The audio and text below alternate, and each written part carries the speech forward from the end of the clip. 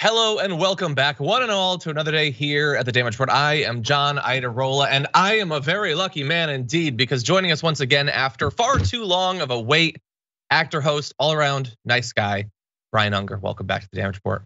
Good God, it's been a long time. How are you? It has been. I mean, it's been mostly uneventful times, at least. It just sailed by without anything of significance happening.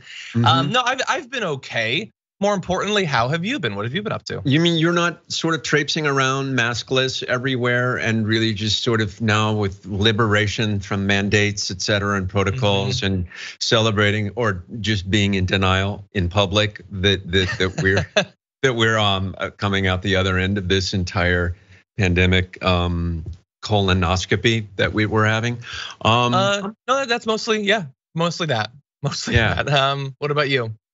I've been enjoying lockdown. I'm still in lockdown. I'm not leaving. I haven't left my house, and when I do, I'm resentful of anyone who comes within 6 feet of me.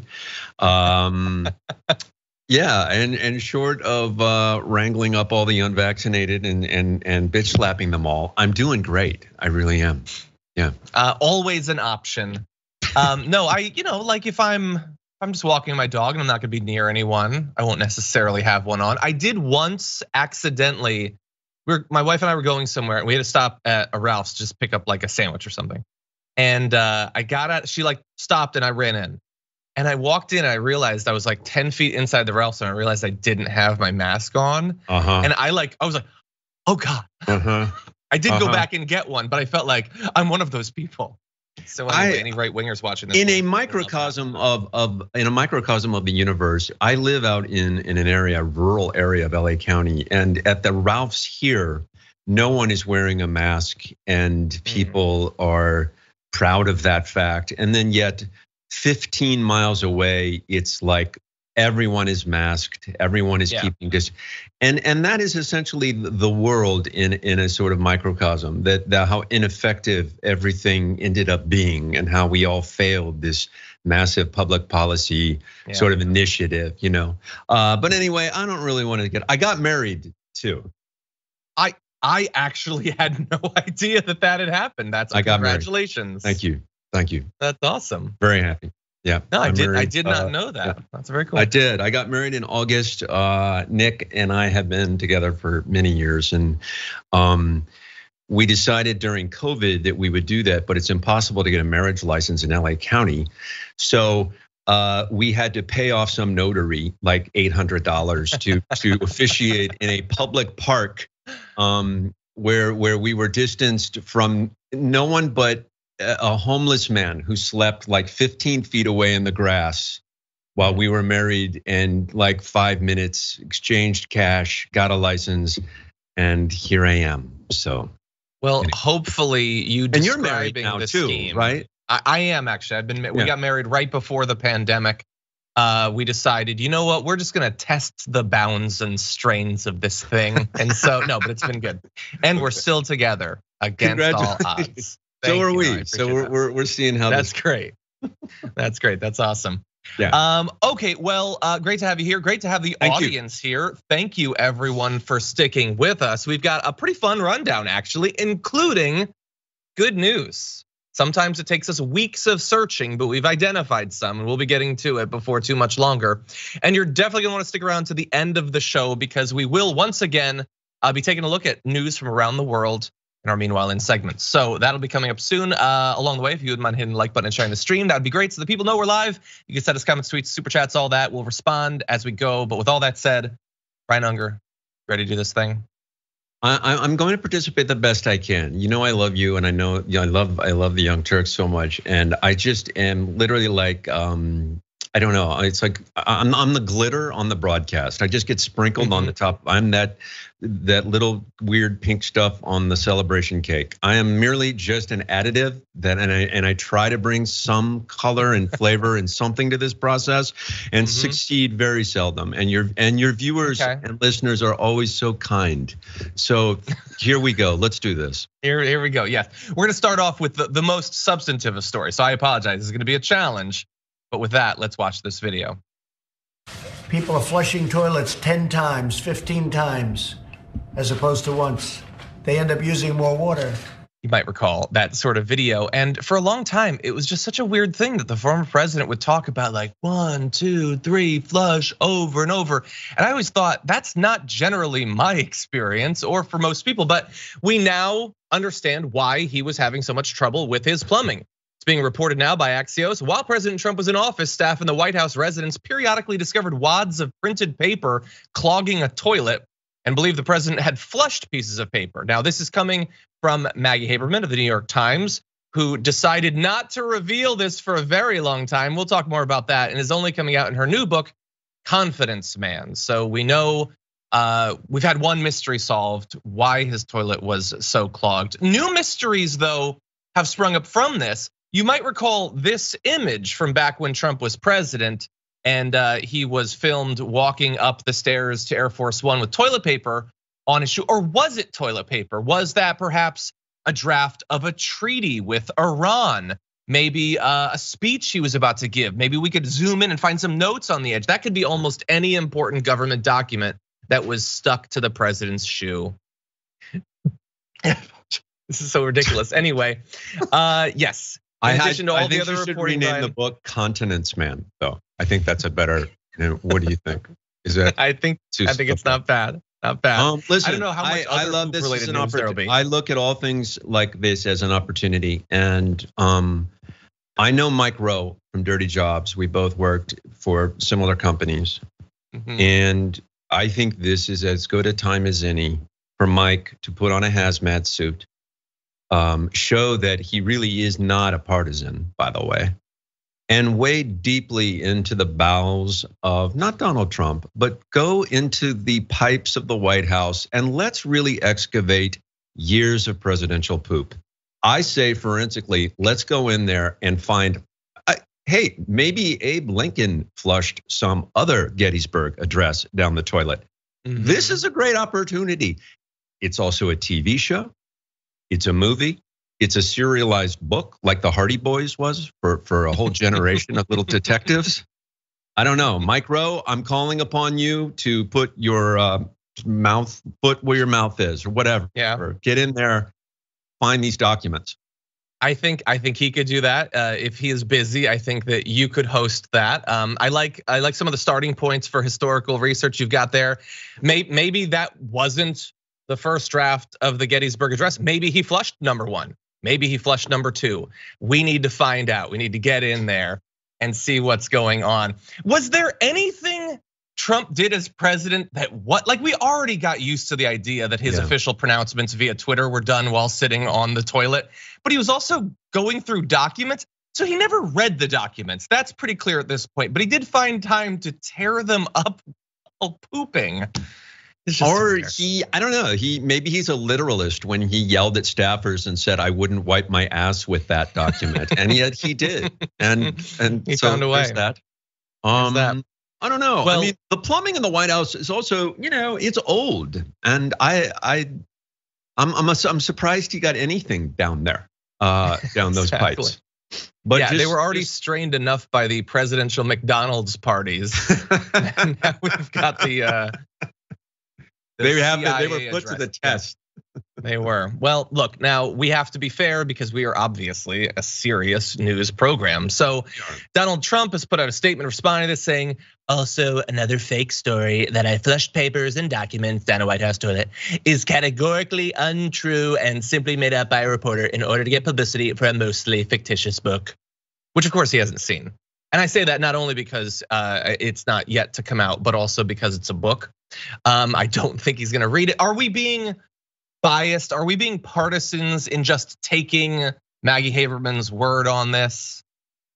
I think it's emblematic of a guy who clearly felt he was royalty and still does, that he's above the law, that he's above what are the National Archives sort of, there is a law and an act that requires them to provide these documents and to keep them. But I mean, listen, would we have known what a schmuck Donald Rumsfeld was if we hadn't maintained and kept some of these written memos and documents that show that he was writing certain things down and saying other things out of the other side of his mouth? So, I I mean, we know politicians speak with a forked tongue. We just don't. And so historians like to go back and have some proof of that. What we have to do now is tape together fecal soil documents. And there is an archivist at the National Archive who will have to really, in the line of duty, is there something funny? In the line of they will have to take on their duty and really execute, piece together link by link. Just digging for nuggets of information, whatever you can find. Anyway, okay. The news sometime. This reads like an Onion article. I can't believe that this is a thing that Maggie Haberman has. Yeah. Now let me ask you a question, serious question. So as friend of the show, Parker Malloy responded to this initial reporting. Is there a reason you didn't report this out? Now look, this is hardly the first thing where a really important bit of news was held for months and months, if not years. Is it right to be frustrated with reporters, or is this just they're following the financial incentives that we have as a society have set up? So where do you come out on this? I mean, I think the natural course of journalism is to discover things for years and years and years about presidents. It's an unending sort of like trail of forensic sort of knowledge that kind of comes together. The thing about is the public is so busy, trying to make car payments and do other things. Do they notice anymore? Do we, we learned more about Nixon or Kennedy or LBJ. We learned so much about the Vietnam War decades later, and we'll learn about Trump decades from now. But the question is, are we just numb to whatever outrageousness this guy that we uncover about him? I wonder. The Kardashians are interesting. They're interesting. People care about that. People care about. Do you know what I mean? I don't know. And look, this affects a lot of people. Like I am always interested in whatever drama's happening on the set of upcoming Marvel movies. Who's an anti-vaxxer? I am legitimately interested in that. So I get that that's the sort of thing that can occupy people's time. I hope people care. I hope there's like a Ken Burns like 20 years from now. If it is Ken Burns, it could be if he lives forever. I hope there is someone who has, I see that PBS documentary or whatever that is that Ken Burnsy thing. It won't have that quaint violin music playing in the background and actors reading Trump's words, but there will be some big, unearthing of stuff. And it might just be a giant vat of poop. I don't know. That's true. I'm not sure. There could be a giant release of information of the sort Trump has traditionally referred to as big dumps, maybe big dumps of information, or maybe it'll get pinched off and we'll have like a sort of like news constipation period. Like we need that information for democracy to work. Someone's just gonna have to, someone will have to get through the back door and figure out how to dig this stuff out.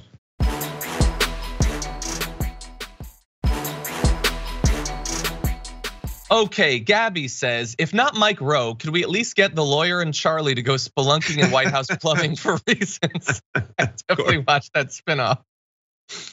I like it. I'm gonna pitch those guys today. Should do it. I think, having to tape back together the shredded and then toilet dunked papers is the ultimate Charlie work, actually, I think. I agree. Early Bird says, always used to joke that Trump wiped his A with the Constitution. Now it turns out it may be literal. Eating docs didn't suit his Constitution either. Are you at all surprised that he didn't make off with some like national treasure, like literally the Constitution or something like that? Are we sure that he didn't? There have been a lot of revelations in the past few weeks about the handling of documents in the previous administration. Of course, now we've got the toilet flushing story from Maggie Haberman's thing where Trump not only was ripping apart papers, we'd sort of become used to the idea that he, like a toddler, would do that, but that he would actually flush the ones he was particularly mad at. Maybe he had discovered that some of his aides were specifically tasked to tape the papers back together, and to make sure that even that wouldn't happen, he began flushing them. I don't know. But apparently the National Archives has reportedly asked the Biden Justice Department to examine the handling of White House records. Remember, this is not just a thing where like, hey, it'd be cool to have these documents without them being smeared with, the products of a body. No, there are legal implications to this. Like you are not supposed to be destroying these things. So tearing them up, or for instance, the reporting last week that he brought substantial written materials from the White House to Mar-a-Lago when he was finally evicted, including things like the hurricane map that he'd Sharpied on, but tons of other documents. There are potentially legal implications to this. Apparently, in the materials that were brought to Mar-a-Lago, archive officials found possible classified material that he is not supposed to. They're not like mementos from the set that you just get to take after. Yeah, it's not like a saddle or a trophy or a sharp knife he got from someone on a trip for the Trump Presidential Library. It's not like that. It's like there are actual real government documents that are in boxes in Mar-a-Lago that are just unattended, hanging out in an office somewhere. Yeah, that's probably a bad idea. Yeah. Yeah, and like it's not even.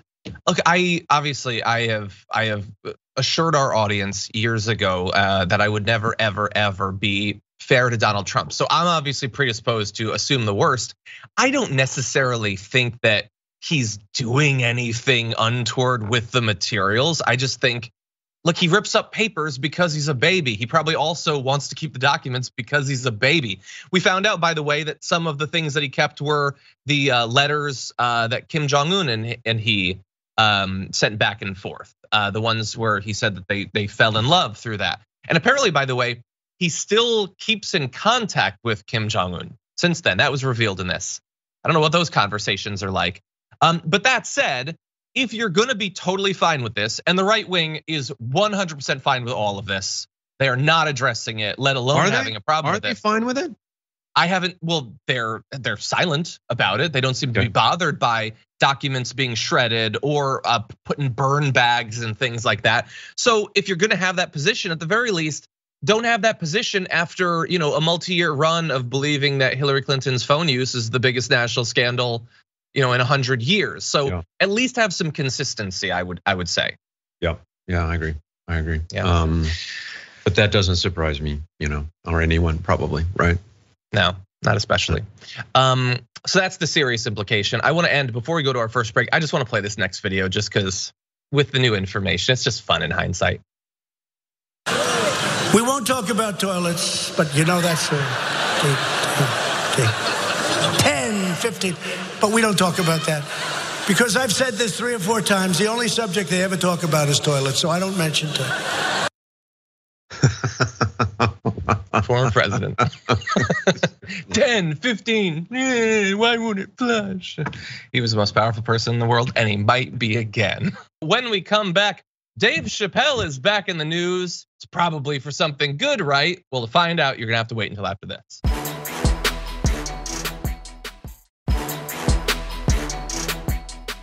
Can I go? Can you hear me? Yes. Hi, I'm Dave Chapelle. I just want to say, and Marianne, I could talk to you about this privately.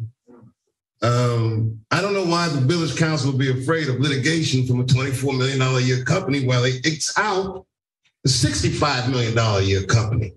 I cannot believe you would make me audition for you. You look like clowns. I am not bluffing. I will take it all off the table. That's all. Thank you. Okay, so that is a video, obviously, of comedian Dave Chapelle talking at this meeting that was being had in the area he lives in about a proposed affordable housing development. That video has, of course, gone viral because it appears certainly that Dave Chapelle is not only against the development of the affordable housing project, but is actually using the potential pullback from his proposed business developments in that area, which amount to quite a bit, to put pressure on them to not allow this. Now, I have been doing all that I can to try to get as much information about this, including going to, reporting on prior meetings several months ago about this.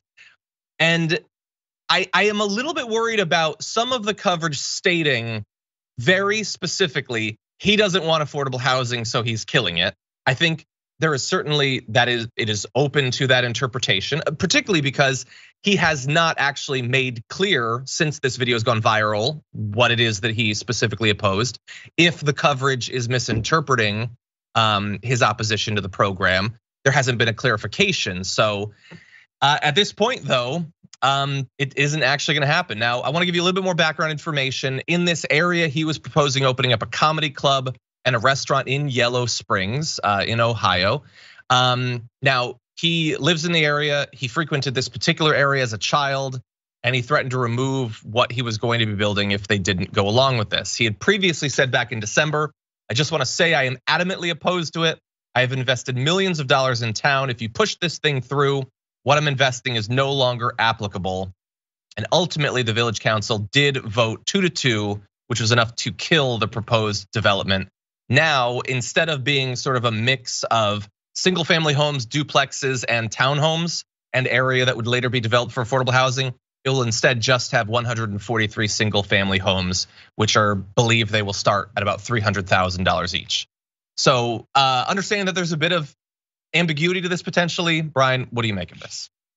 Well, first I should make this disclaimer. I was born in Dayton, Ohio, right next door to Yellow Springs. So that makes me, in other words, completely unqualified and partisan in this argument. I don't know, Dave Chapelle is like this lightning rod now. He's super clickbaitable. Everyone likes to jump on him and for anything because of his most recent transgressions against whatever. But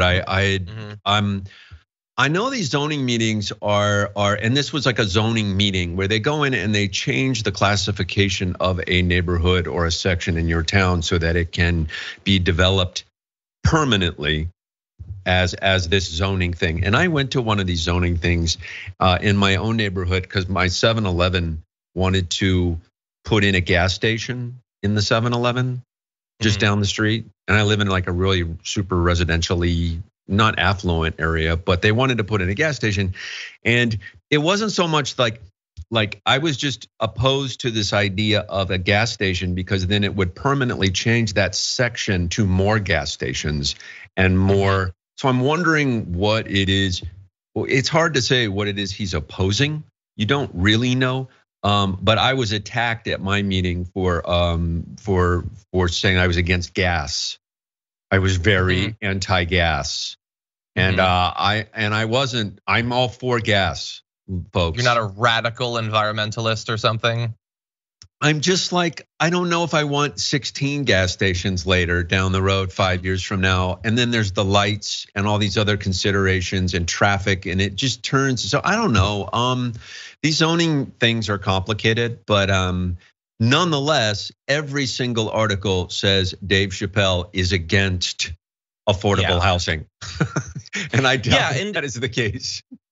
Well, yeah, exactly. And look, I would love to play a bit of video where he's explaining, no, actually what I want is more affordable housing. This plan would have limited it. I don't want that, but there's room for a new plan.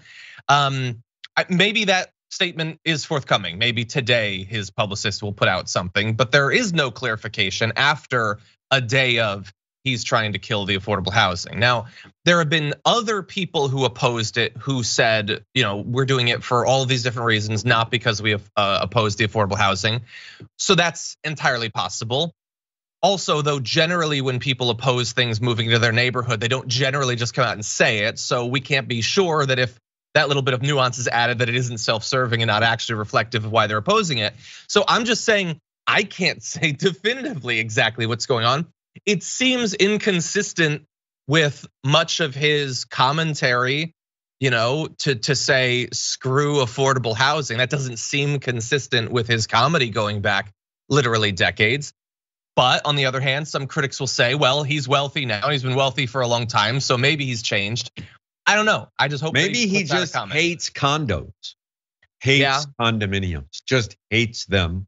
I can see that. Because in a lot of developments, and we see this in LA County too, they'll sort of bribe or sort of cajole, or however they get development started, they will convince people that it's a good idea by adding 50 affordable units to it to sort of sweeten the deal and make it sort of, oh, well, okay, now it's irresistible. And then it's undefined as to how long those units will stay affordable, and for whom, and how much will they cost.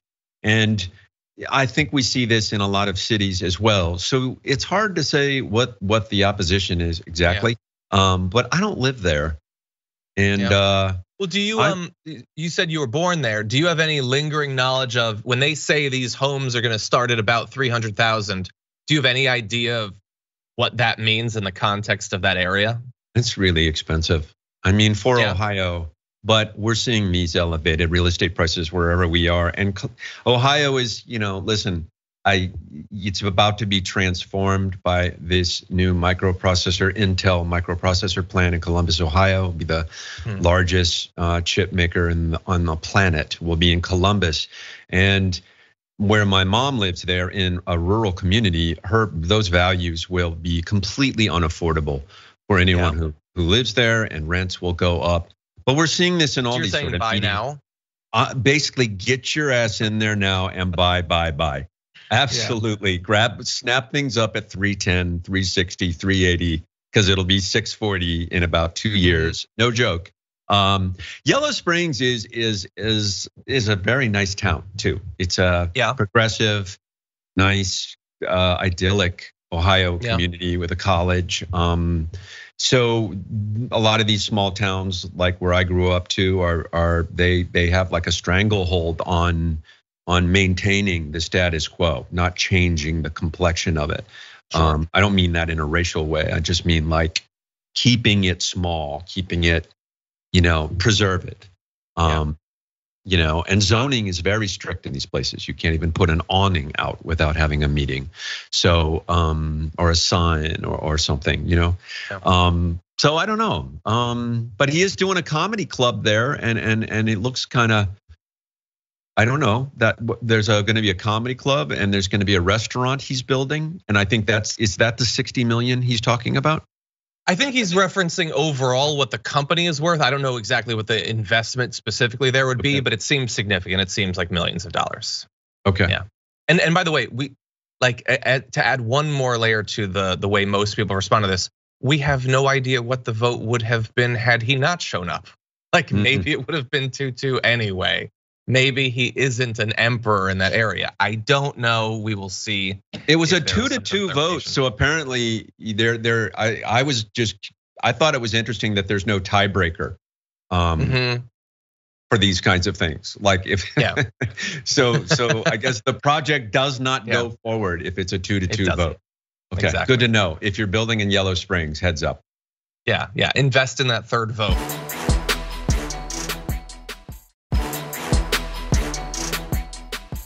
Welcome back, everyone, to what remains of the show with me, Johnny Rolla, and Brian Unger, who joins us once again. Brian, it is great to have you back. So great to be here. Thank you. With that said, why don't we, let's see, I'm gonna read one or two comments here. Shayala sent in a super chat saying, John, conviction for breaking the Presidential Records Act of 1978 means Trump couldn't hold office again. Do not underestimate this transgression.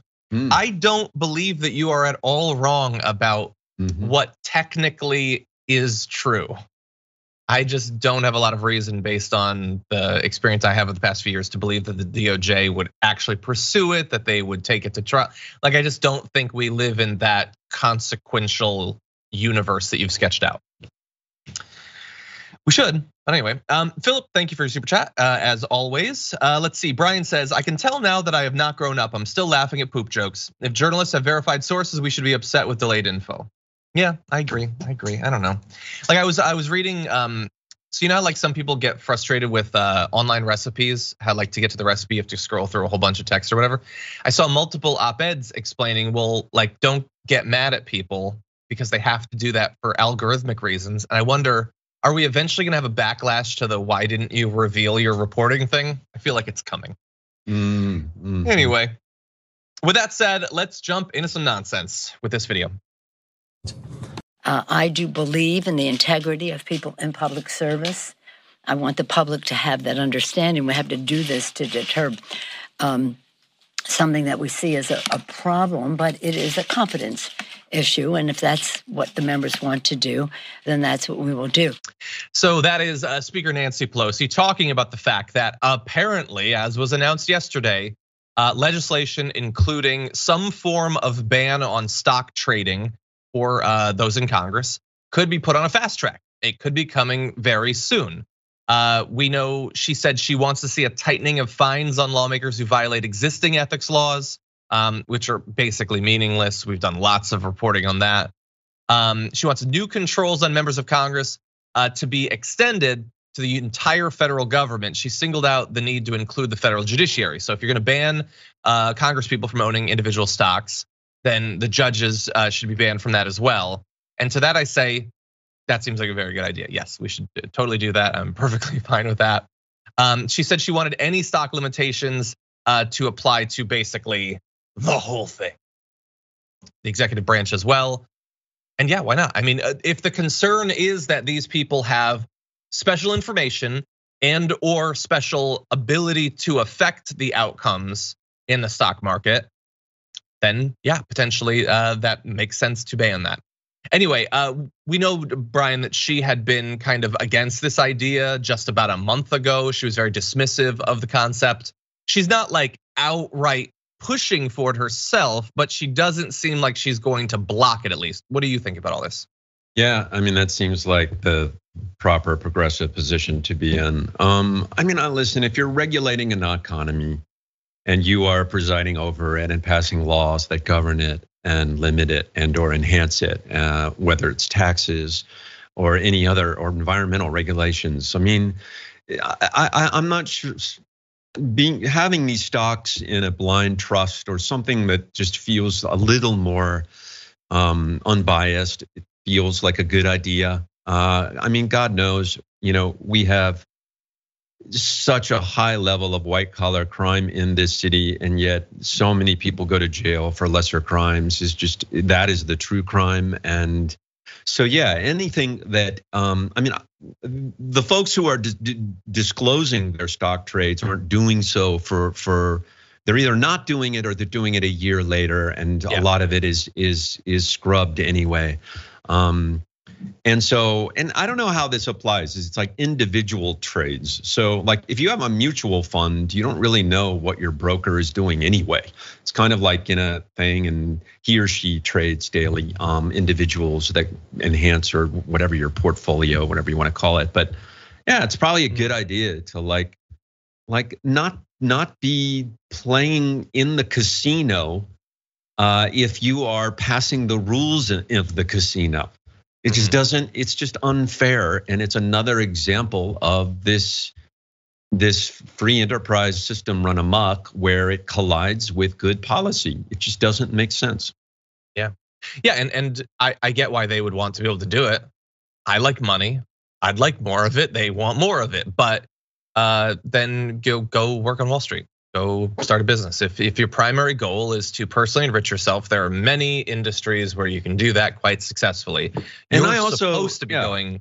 I'm with you. Sorry. And I also ask myself frequently is why do people want to hold on to jobs if you're in Congress, why do you really want to keep running year after year, term after term after term? And I think this is part of the justification is that the longer I stay in, the richer I get. And it's not so much the salary I'm getting, it's all this other money that I am earning and shaping and contouring for my children and my grandchildren and my estate and all this crap. That helps explain it, because let's face it. I mean, who wants to be a congressperson for 12 terms? I mean, that's not fun. In theory, I think it could be if you were really advocating for your constituents and you were able to make some changes. But there are plenty of people that I can't point to anything they've done in 20 years. They just stick around. They've got, that alligator blood as they say. But anyway, yeah, I think what they're talking about here makes sense. We will have to see at the end of the day. It's very easy to say you support something like this, maybe a little bit harder to vote in support of it. So we'll have to see, but there's potentially a lot on the line. I like the widening to include the judiciary. As the Wall Street Journal found, dozens of federal judges had financial conflicts in cases that they were ruling on. So it's not just, like Joe Manchin killing climate change legislation when he owns a coal mine. Judges can do this as well. Now, Pelosi would not very specifically answer whether spouses would be included. I don't know exactly why she had a problem answering that. Maybe because her spouse trades tons of stocks, and it seems like, in my experience, sometimes spouses talk to each other. I don't know, maybe that's different for different couples, but if you got secret information and you can't act on it, but you live with someone who can, that seems like a problem. So I would probably include the spouses in this. And that's gonna lead to a lot of divorce if a bill gets, because I think being intoxicated by money would overrule any fidelity and any need to be married. I'd be like, yeah, honey, we're getting a divorce, and I'd like you to continue trading stocks, and then we'll reconcile in 4 years. That's what we'll do. Exactly. When we'll redo our vows on Lake Como. Yeah, they will never be able to afford it. But the thing is, they will never be able to write this legislation. They will, but I can't imagine them ever being able to write something. It would be so toothless and just cosmetic, or it would just be bogged down in impossible. It would be impossible, because you bring up a good point. What about spouses? What about kids? What about, what is? Ban them all. Ban everybody, honestly. It won't affect most working people anyway, because 90% of the stocks are owned by like 10% of the population. So yeah, you're right. There are definitely issues with it, but I think we can go further than the Stock Act. I mean, as you pointed out, most people don't even comply with it. If they do, it's super late. And then who cares? Like, if I find out 6 months later that you traded a stock, and the concern is that you might have done so based on information you had, I can't follow that because it's 6 months until I find out. And it doesn't make the behavior illegal. I just maybe can do some investigations about a timeline and establish that it seems unethical. I want it to be illegal. It's like finding out Jeff Zucker was dating someone that worked for him. That's a crazy hypothetical that you're proposing. I don't know. It's not like that at all. But it just basically means that people declare these things and these indiscretions and discrepancies like years later, and then it gets used against them for some political purpose. If you're gonna do it, and if they are going to do it and are serious about it, they do have to make it a complete, absolute thing. No trading for you, no trading if you're married, no trading for your spouse. And that's that, and it remains that way until you're out of office. Exactly. Yeah, and you can still do mutual funds and things like that, just not individual stock ownership. And go do what people used to do, which is serve one term and then go work in the private sector and be a total corrupt asshole there. Yeah, or just put all of your money into apes. Just buy some apes. Come on, buy those NFTs. You can make money off of that. Anyway, and you know what? As soon as I figure out what those things are, I'm getting some. Exactly. I like the idea. I want to be cool. I can't wait to get NFTs. Exactly, or some acronym. Just give them to me. I want them. Anyway, okay. With that said, we are going to take our second break of the first hour, but don't go anywhere. Lots of fun coming up after this.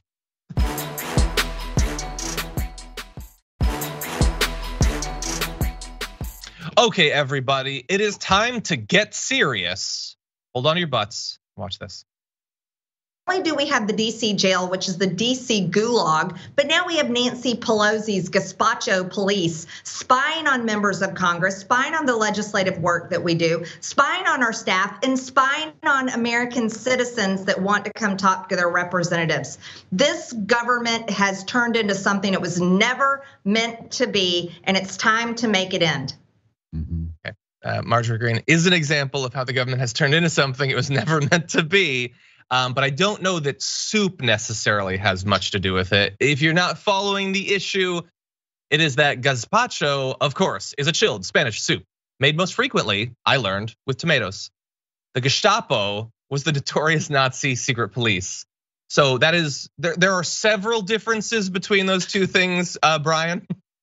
Listen, a few small differences. This is so easy to mock and so easy to ridicule. But I think that for far too long, people in Washington have lacked the courage to police soup.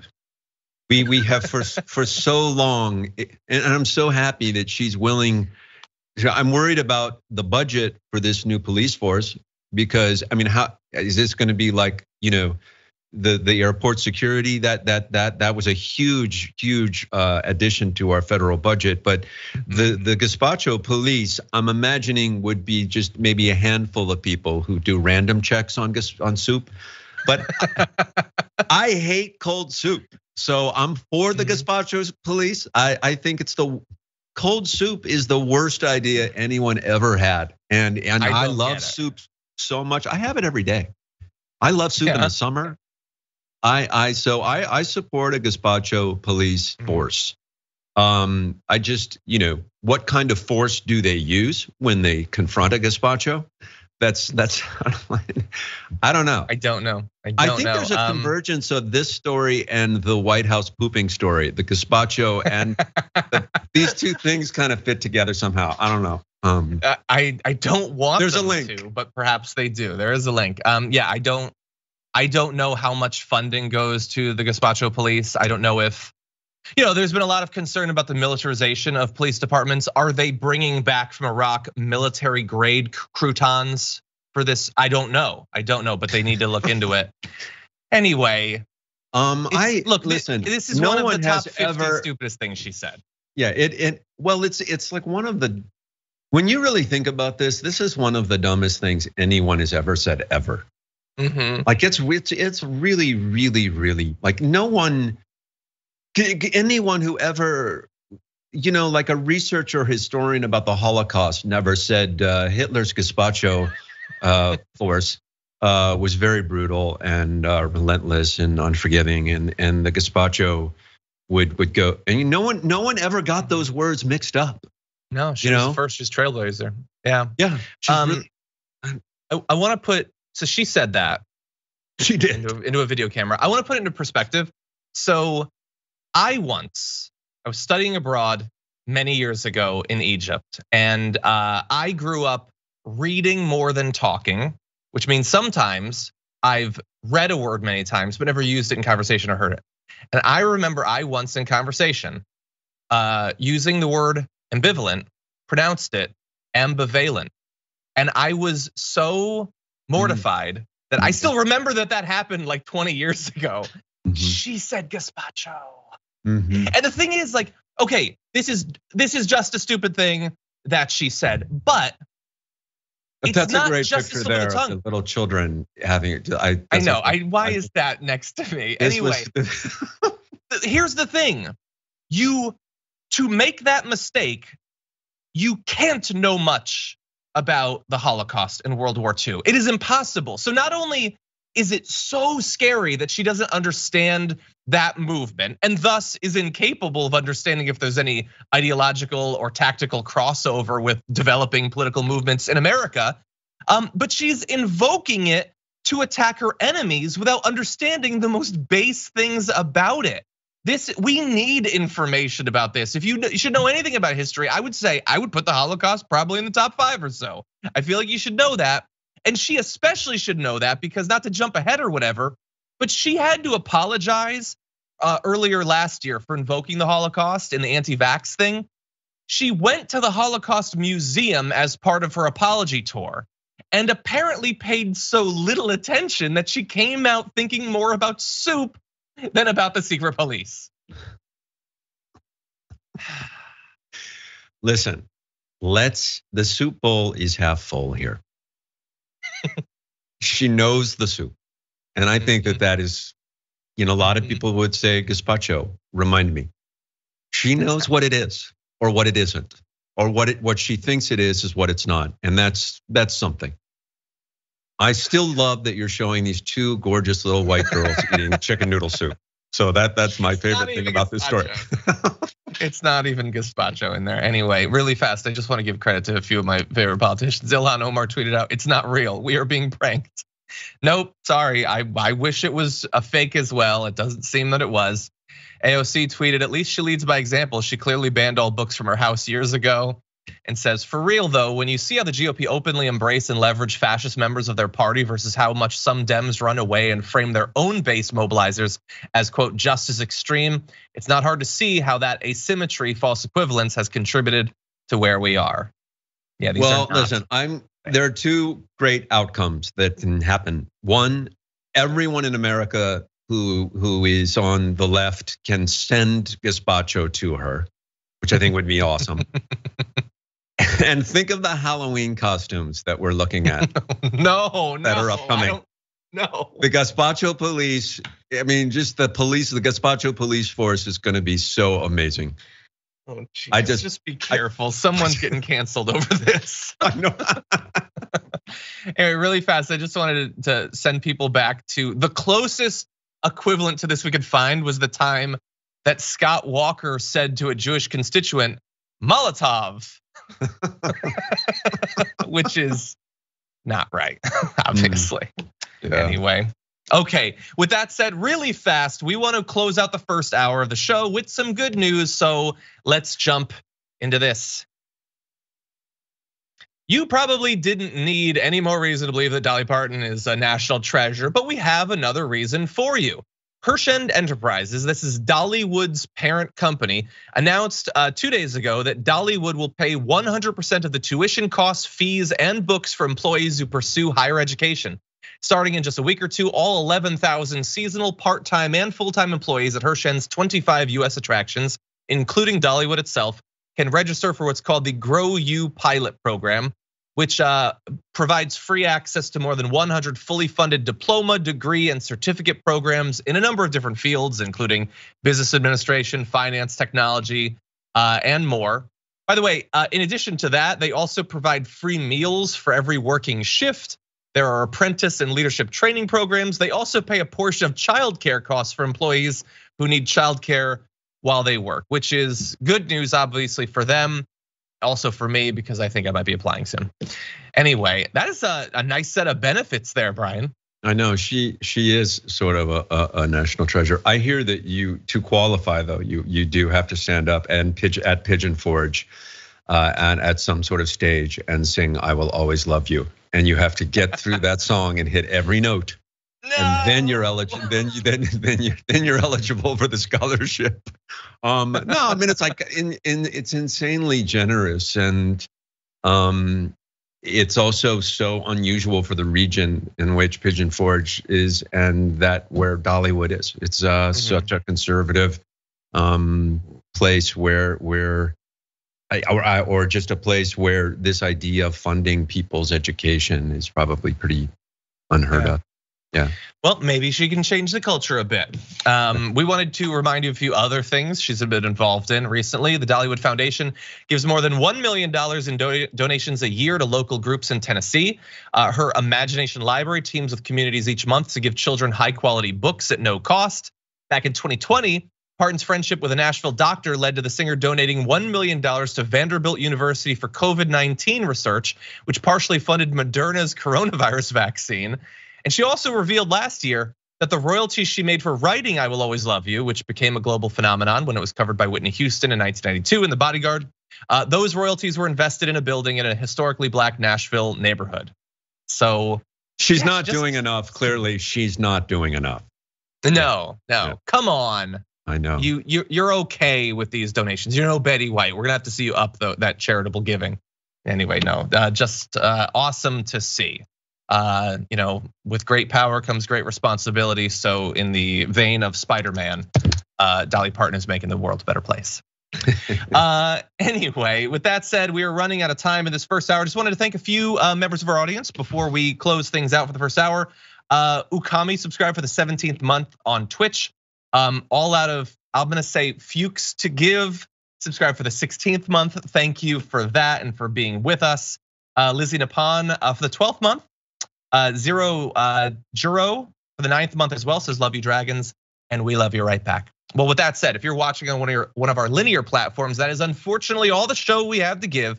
But if you're on Twitch or on YouTube or on the members app, don't go anywhere because Brian and I will be back after just a short break. We'll see you in a bit.